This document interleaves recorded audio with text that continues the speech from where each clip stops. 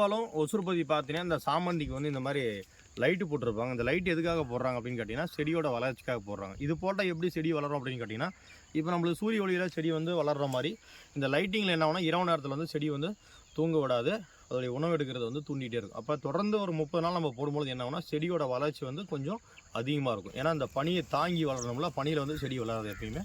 இந்த ஏரியாவில் வந்து சாமந்தி லைட்டிங் போட்டு வளர்க்குறது வந்து ரொம்ப பிரபலமான ஒன்று. ஒரு ஏக்கருக்கு நமக்கு வந்து எத்தனை லைட்டு தேவைப்படும்னா 240 300 லைட்டு தேவைப்படும். புதுசாக கனெக்ஷன் வாங்கினா 10,000 ஆகிடும்.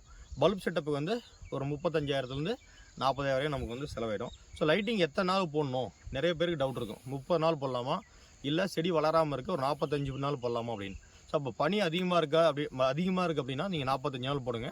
பனி கம்மியாக இருக்குது, செடி தேவையான அளவு வளர்ந்துருச்சு அப்படின்னா நீங்கள் 30 நாள் போட்டுக்காங்க. ஸோ இப்போ தான் நம்ம சேனலை நீங்கள் பார்க்குறீங்க அப்படின்னா மறக்காமல் ஃபாலோ பண்ணிக்கோங்க.